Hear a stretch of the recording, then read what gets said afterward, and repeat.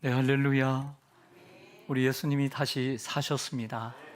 우리의 죄를 해결해 주시고 또 담당하시기 위해 십자가에 죽으시고 죽으신 지 사흘 만에 무덤에서 어둠의 권세를 이기고 사단의 권세를 이기고 다시 사셨습니다.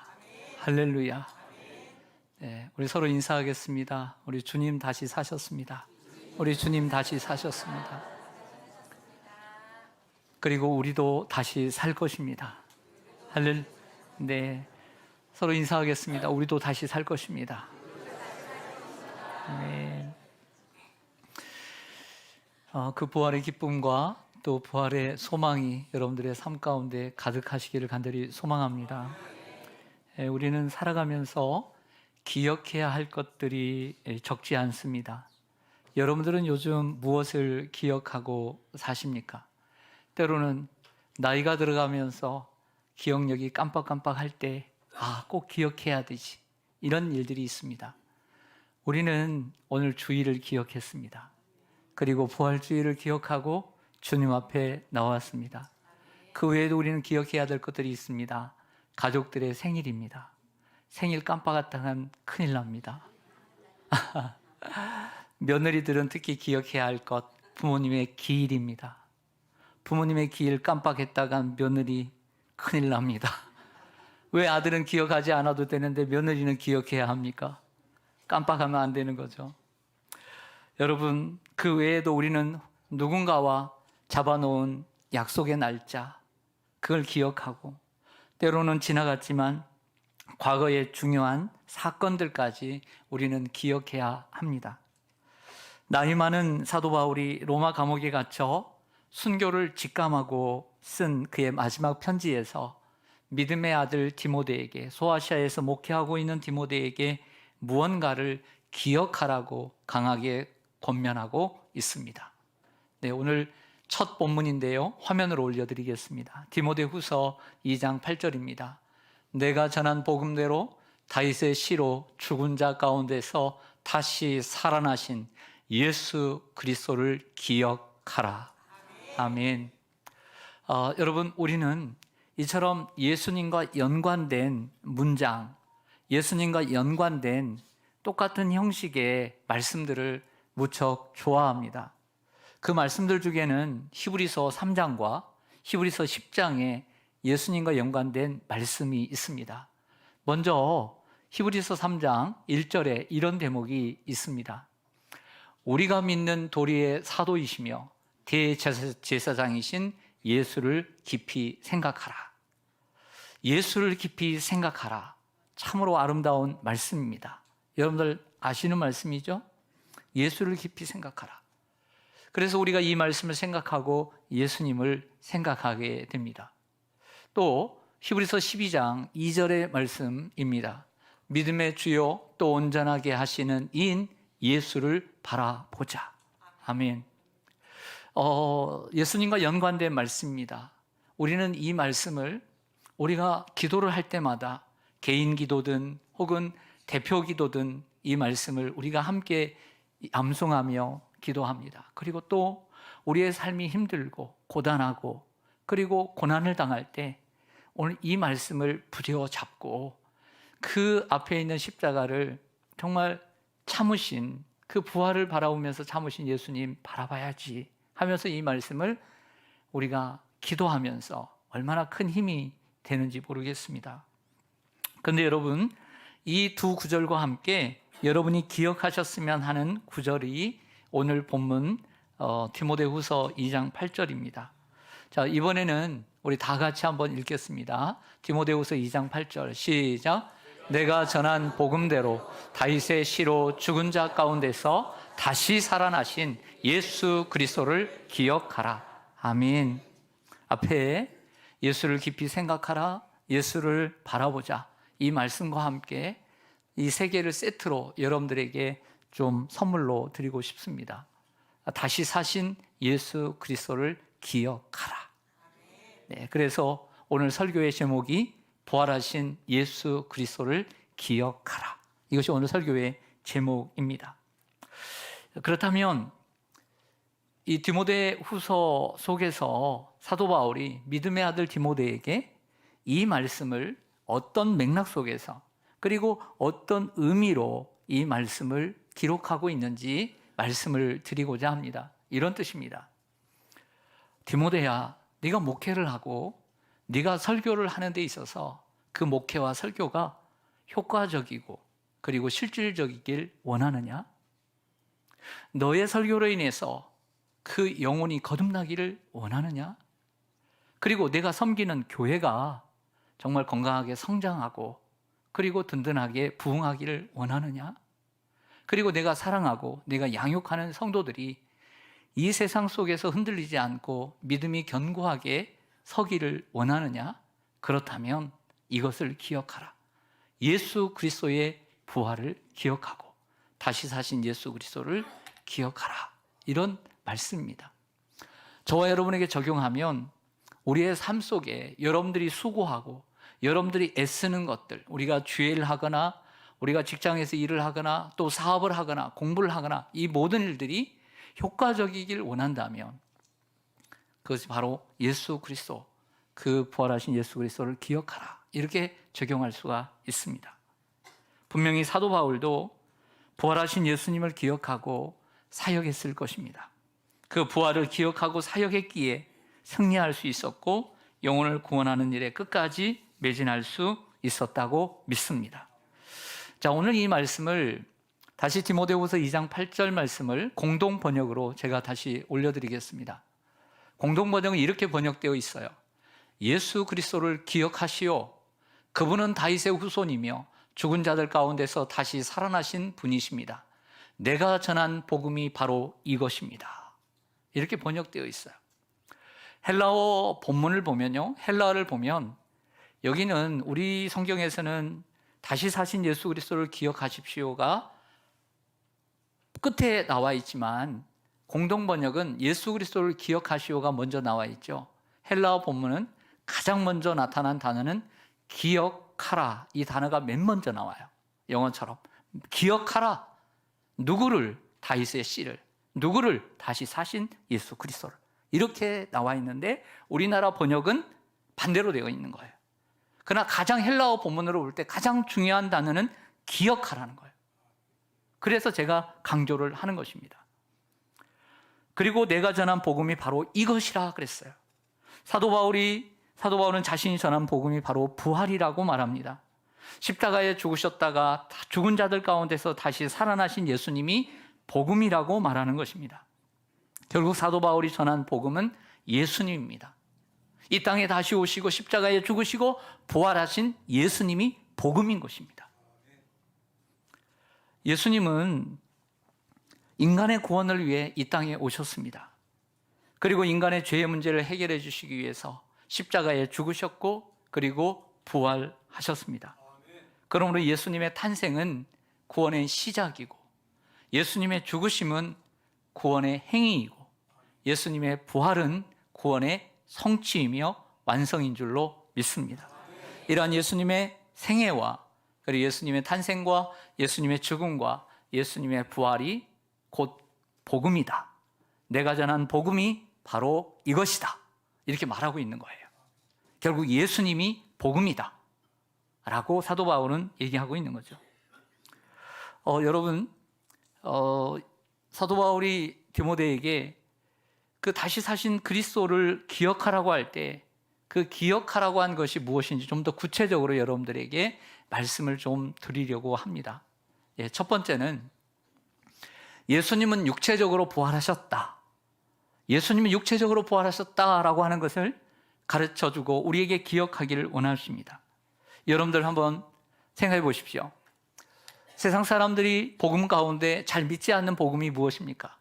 예수님이 성령으로 잉태되었다는 것. 이것 믿지 않습니다. 또 예수님이 죽었다가 다시 사셨다는 것을 믿지 않습니다.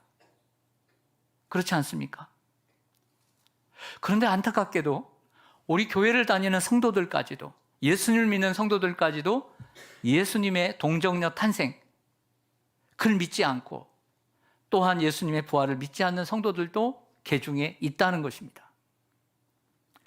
더 큰 문제는 일부 자유주의 신학자들도 예수님의 육체적 부활을 믿지 않고 가르치고 있습니다. 과거 영지주의자들이 있습니다. 이 영지주의라고 하는 것은 가장 큰 개념은 이원론입니다. 영지주의의 가장 큰 개념은 이원론인데, 이원론이라는 것은 뭐냐면 영과 육을 나누는 것입니다. 그리고 나누면서 영은 선하고 아름다운 것이며 육은 약하고 악한 것이다, 이렇게 정의를 딱 내려버려요. 그들의 기준이에요. 그러다 보니까 예수님을 믿는, 하나님을 믿는 이 영지주의자들은 예수님을 해석할 때 예수님이 이 땅에 오실 때도 육체적으로 오시지 않았고 영으로 오셨다라고 믿는 거죠. 그들의 주장이에요. 왜? 육체적으로 오셨으면 예수님의 그 육을 가지고 있으면 육은 약하고 그리고 악한 것이기 때문에 육으로 올 수 없다는 거예요. 그래서 영으로만 오셨다는 거죠. 그러니까 당연히 예수님의 부활도 영으로만 부활하셨고 육체적인 부활을 부정하는 이러한 이들이 영지주의자들입니다. 그러나 여러분, 예수님은 육체적으로 부활하신 줄로 믿습니다. 여러분들에게 묻겠습니다. 여러분들은 예수님의 육체적인 부활을 믿으십니까? 바울이요, 예수님을 믿지 않을 때, 거듭나지 않고 회심하기 전에요, 예수님 믿는 사람들을 잡으러 다녔습니다. 이 미신에 빠지고 우상에 빠진 이 이단들을 잡으러 다녔습니다. 그리고 예수님 부활하셨다는 말을 믿지 않았습니다. 그 말은 이단들이 하는 의뢰하는 거짓말이라고 생각했죠. 그래서 예수 믿는 사람들을 잡으러 다녔습니다. 자신만의 확신이 있었습니다. 근데 사울이 다메섹 가까이 갔을 때 빛이 자기에게 비치면서 부활하신 주님이 말씀하셨습니다. 사울아, 사울아, 어찌하여 나를 핍박하느냐. 사울은 예수님을 핍박한 적이 없습니다. 교회를 핍박하고 예수 믿는 성도들을 핍박한 것이죠. 그러나 예수님은 이렇게 얘기합니다. 네가 나를 박해했다. 여러분, 예수 믿는 사람들을 힘들게 하고 또 교회를 힘들게 하는 것은 예수님을 박해하는 것과 같은 것입니다. 그때 그가 예수님의 음성을 듣고 깨달았습니다. 예수님은 살아계시구나. 예수님은 부활하셨구나. 그때 깨닫게 된 것입니다. 예수님이 우리의 이름을 불러주실 때 우리는 하나님의 살아계심을 믿게 되는 것입니다. 할렐루야. 근데 우리가 힘들고 어려울 때 주님이 내 이름을 한 번이라도 불러주신다면 난 좋겠습니다. 이럴 때 하나님이 내 이름을 불러주시는 것입니다. 우리는 여러 가지 모양 가운데 하나님이 수많은 사람들 가운데 나를 아시는구나, 나를 아시는구나, 이 마음이 생길 때 하나님을 향하게 되는 줄로 믿습니다. 우리 성경 한 구절 제가 여러분들에게 올려드리겠습니다. 누가복음 24장 39절인데요. 예수님께서 부활하신 후에 제자들에게 하신 말씀입니다. 내 손과 발을 보라. 나인 줄 알라. 또 나를 만져보라. 영은 살과 뼈가 없으되 너희 보는 바와 같이 나는 있느니라. 할렐루야. 여러분, 부활하신 예수님께서 제자들에게 말씀하셨습니다. 만약에 영만 부활했다면 손과 발은 없을 것입니다. 그러나 이렇게 말합니다. 나를 만져보라. 나를 만져보라. 나는 있느니라. 여러분, 예수님은 육체적으로 부활하신 것을 믿으시길 바랍니다. 이것이 참된 복음이고 이것이 참된 부활인 것입니다. 2017년도에 그 실화를 바탕으로 한 영화가 있습니다. 그 영화의 제목은 예수는 역사다라고 하는 이 영화입니다. 이 영화의 줄거리는 이렇습니다. 주인공 리 스트로벨은 눈에 보이는 것만 믿을 수 있다고 믿는 무신론자였습니다. 그는 시카고 지역 유력 신문의 기자로서 보도 명예상을 수상하고 진급도 합니다. 승진을 자축하는 그 기쁜 자리에서 사랑하는 딸의 사고로 위급 상황에 처하게 되고 병원에 가게 되는데, 그 병원에서 만난 간호사를 통해 아내가 복음을 듣고 갑작스럽게 예수를 믿게 되면서 부부의 갈등이 시작됩니다. 아내를 너무나 사랑했던 이 주인공은 아내가 세례를 받으면서 또 그 자리에서 아내가 예수와 결혼했다라고 하는 이러한 목사의 말을 듣고 충격에 빠지게 되고 아내를 그 미신으로부터, 그 기독교로부터 구해낼 계획을 세웁니다. 얼마나 그 아내를 사랑했는지. 그러면서 예수의 존재와 부활이 가짜라는 것을 증명해 내려 합니다. 이렇게 잘못된 신앙을 단순한 종교적 감정이 아닌 사회적 문제로 인식하고 예수의 존재와 그리고 예수의 부활에 대해 과학적, 역사적 증거를 직접 수집하기 시작합니다. 다양한 학자를 만나고 의사를 만나고 신학자들을 만나서 예수님의 실존에 대하여 많은 질문을 던집니다. 그리고 그가 찾으려 했던 예수는 허구다. 예수는 허구다라는 증거가 오히려 예수는 역사다. 예수는 역사다. 그 예수의 실존을 뒷받침해주는 자료들로 변해 갑니다. 사랑하는 성도 여러분, 예수님이 부활하셨다라고 하는 증거는 차고 넘칩니다. 예수님이 부활하신 증거가 차고 넘친다고 모두가 예수를 믿는 건 아닙니다. 부활하신 주님은 40일 동안 땅에 계시면서 총 12번의 사람들을 만나신 기록이 성경에 있고요.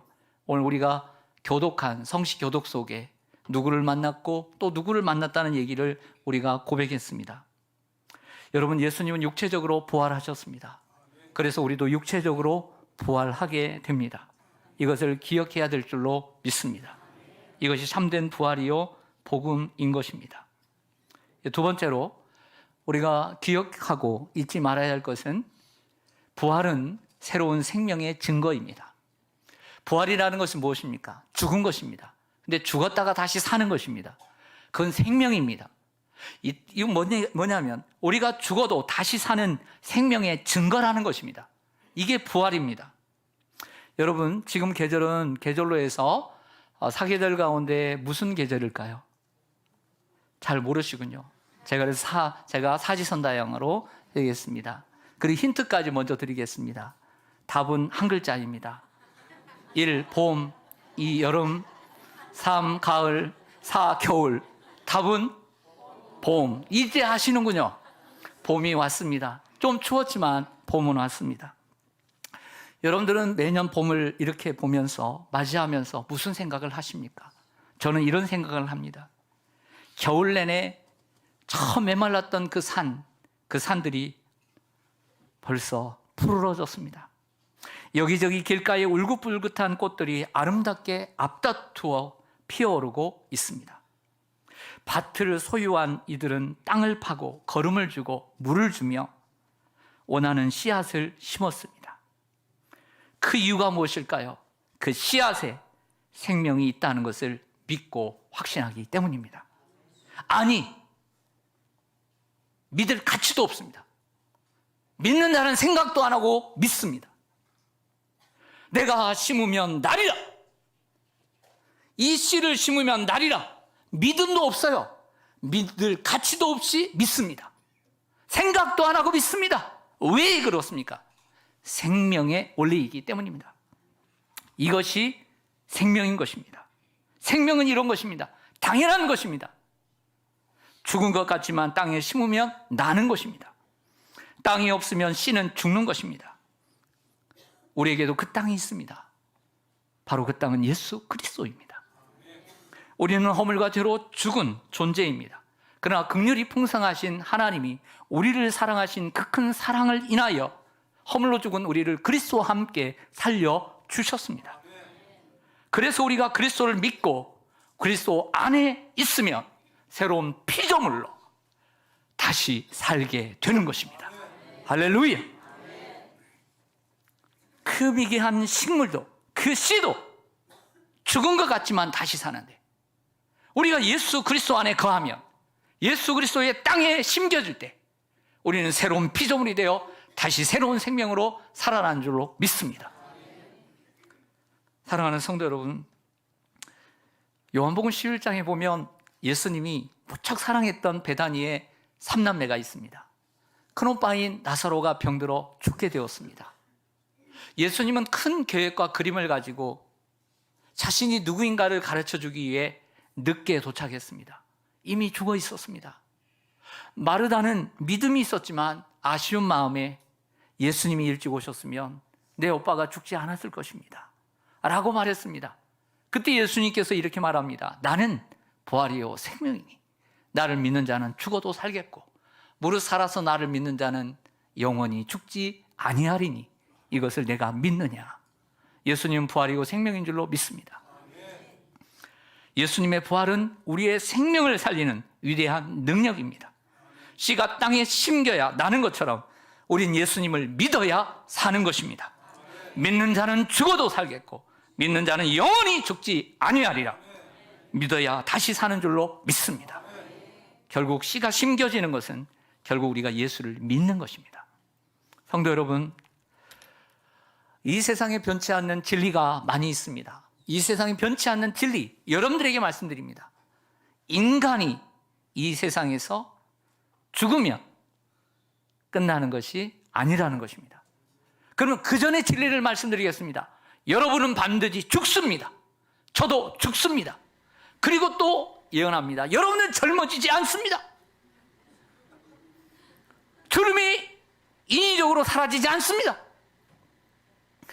팔과 다리의 힘은 점점 없어질 것입니다. 그리고 반드시 죽을 것입니다. 이게 진리입니다. 이 진리를 사람들은 늦게 깨닫습니다. 그러나 부인하진 않아요.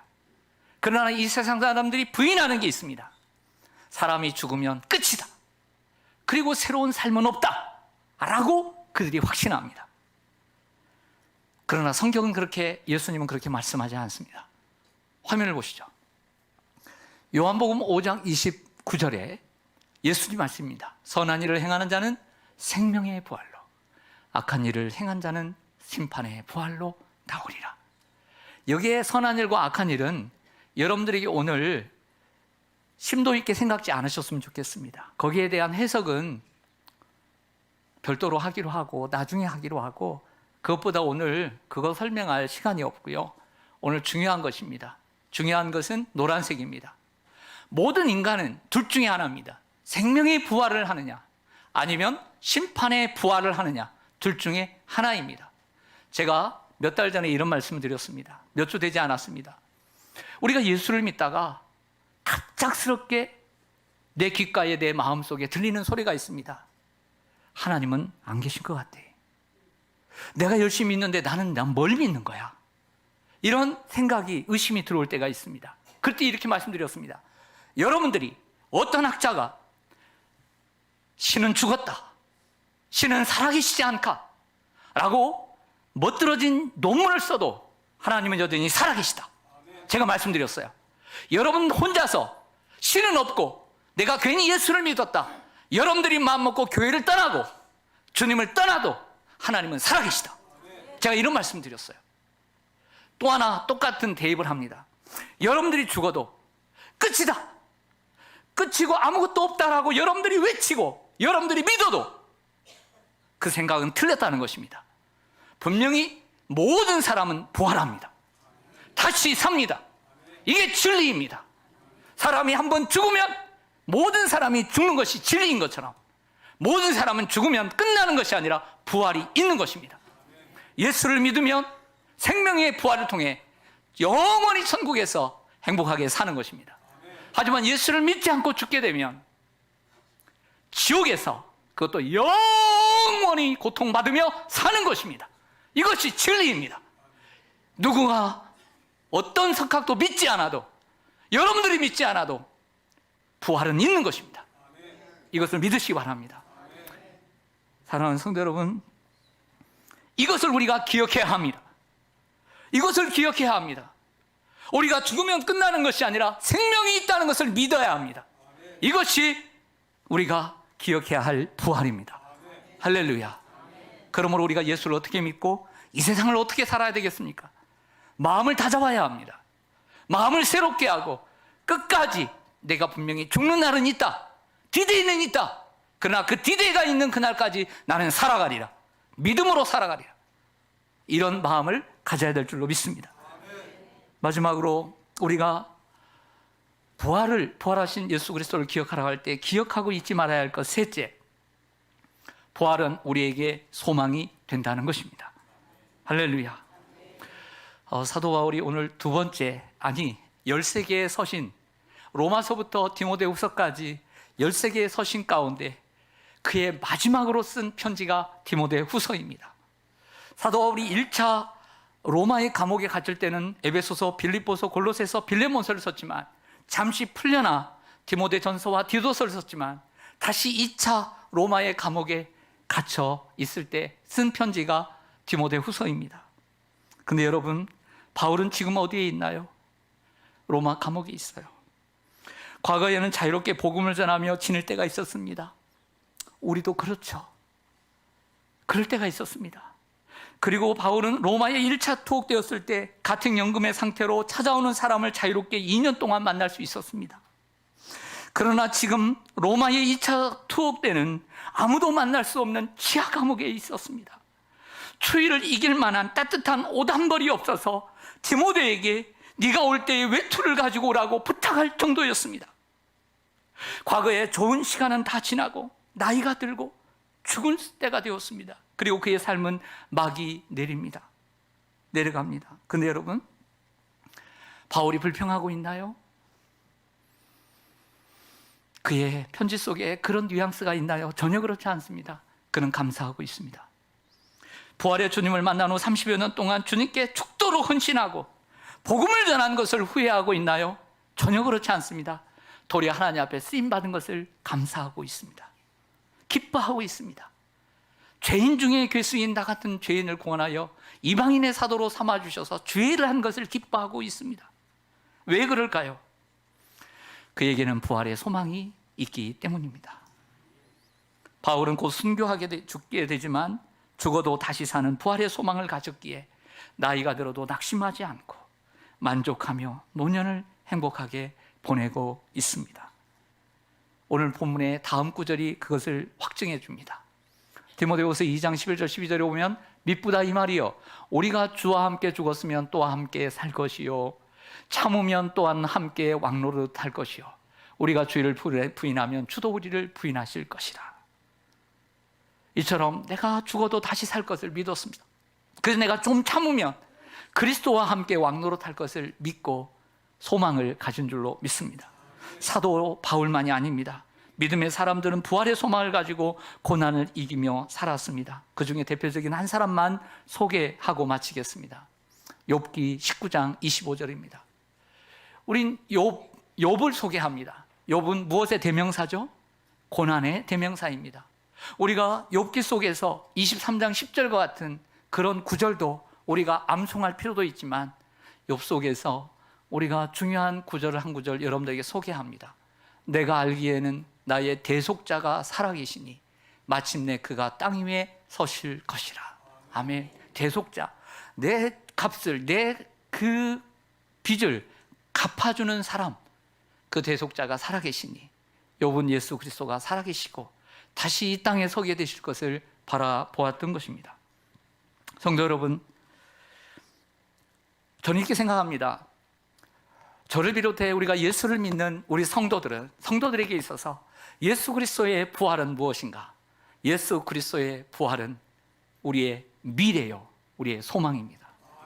그러므로 예수님의 부활을 믿는 성도들은 현재의 고난은 장차 나타날 영광과 좋게 비교할 수 없음을 알고 인내하며 믿음으로 이겨내야 할 줄로 믿습니다. 앞에 있는 기쁨을 위하여 십자가를 참으신 예수님처럼 부활신앙을 가지고 내가 지금 죽어도 지금 고난을 받지만 다시 더 큰 기쁨과 영광을 얻으리라고 하는 이러한 부활신앙을 가지고 살아야 할 줄로 믿습니다. 우리의 부활이요 생명이요 그리고 소망이신 우리 예수 그리스도를 기억하고 살아가기를 주님의 이름으로 간절히 축원합니다.